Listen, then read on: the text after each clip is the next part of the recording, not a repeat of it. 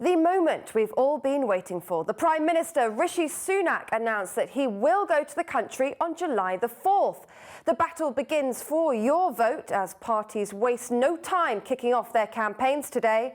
Of course, it's much sooner than had been expected, surprising and even upsetting some within the Tory ranks. It comes as the Tories are languishing behind Labour in the opinion polls by 20 points. Well, here in the capital, it's dominated by Labour in London, currently 2/3 red. To look into what all this means for you is our London Live reporter, Paul Harrison, who joins me in the studio.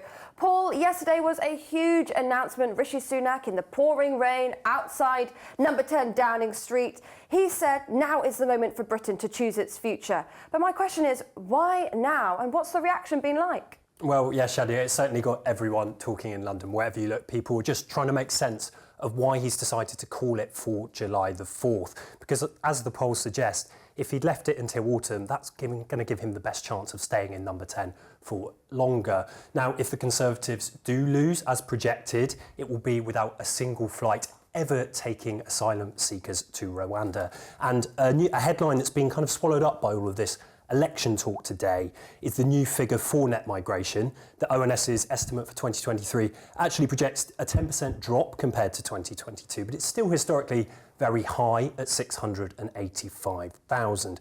Some experts think the party are maybe simply just trying to cut their losses, or maybe, if you look a bit more positively at that they're actually looking to capitalise on the good news about the economy. Yesterday's inflation figures, the lowest in 3 years, certainly giving them something to shout about.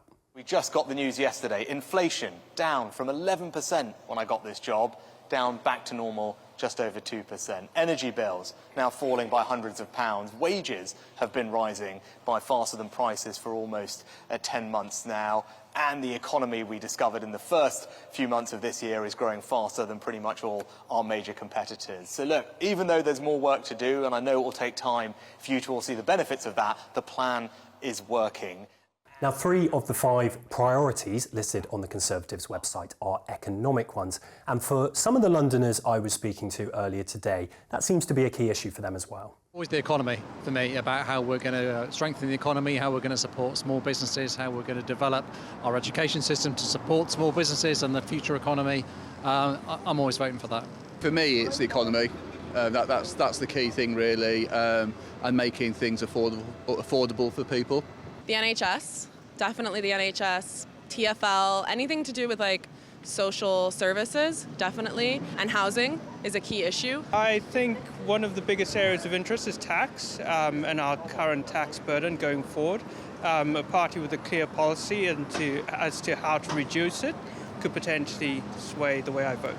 I just think with the way the economy is at the moment, cost of living, mortgage rates spiralling, I don't know how first-time buyers are expected to be able to make that move. And I really am very worried about the future for us, and economic, NHS, and education.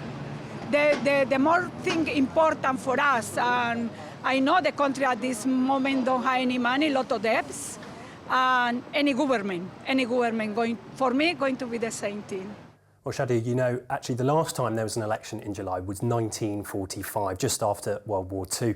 This summer, the election will be slap bang in the middle of the Euros football tournament. And I know that's a very different set of scenarios, but perhaps the Conservatives are looking to capitalise on some of that general positive feeling in the public around that time. Yeah, absolutely. Everyone's trying to think why in July. That could indeed be one reason. It's really interesting to hear how Londoners are reacting and feeling about it all. But are there any projections on how our local constituencies may look in this new parliament? Well, yes, let's look at the electoral calculus, which amasses data from lots of different opinion polls to kind of predict the general election results. It says that in London, 56.5% of the vote will go to Labour, around 16.3% to the Conservatives, closely followed by Reform, the Lib Dems and then the Greens. And the really interesting bit is that they predict the Conservatives will win just 1 seat in the capital, just 1. That's Old Bexley and Sidcup. That's down from 21 seats at the last election, predicting that Labour are going to sweep up a majority of those lost seats like Boris Johnson's former constituency in Uxbridge, but also seats where Conservative MPs are choosing to stand down, such as Matthew Offord in Hendon, Mike Freer in Finchley and Golders Green, Nikki Aiken in the cities of London and Westminster. Perhaps they're just trying to save face before facing a defeat. Well, it's a pretty slippery slope if we just focus on the polls and predictions. But here in London, does Labour actually have anything to worry about?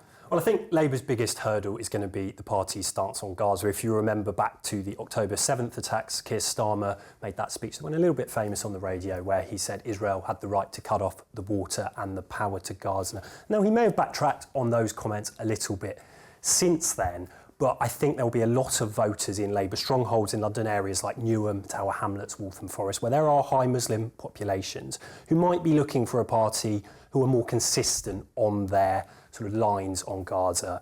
I think there's also questions about what Starmer's policies are. I think there's confusion there amongst voters, but he's tried to set some of that out on the campaign trail earlier today.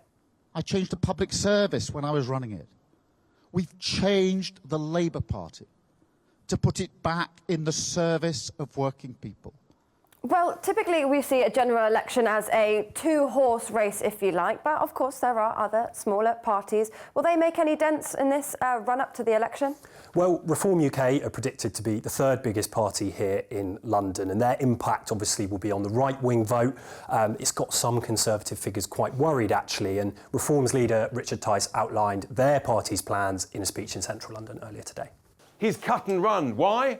Because he was absolutely terrified, as Ben quite rightly alluded to the fact that Reform UK is going up and up in the polls with our common sense policies to save Britain, whilst the Tories have been sinking. The Lib Dems might be expected to pick up a couple more seats in suburban southwest London, which is actually a bit of a stronghold for them. It's where Ed Davey's constituency is. As for the Greens, they're focusing their efforts on a handful of seats outside of London where they actually have a chance of winning, but they have announced that they will stand a candidate in every London constituency as well. Well, Paul, just finally then, 6 weeks to go till Brits, Londoners in particular, head to the polls. Is there anything that our viewers should be aware of?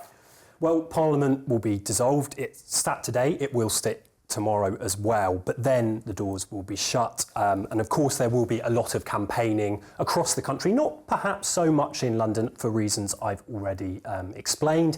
Over the next couple of weeks, we'll expect to see the parties launch their manifestos. There'll be a few big TV debates to tune into as well.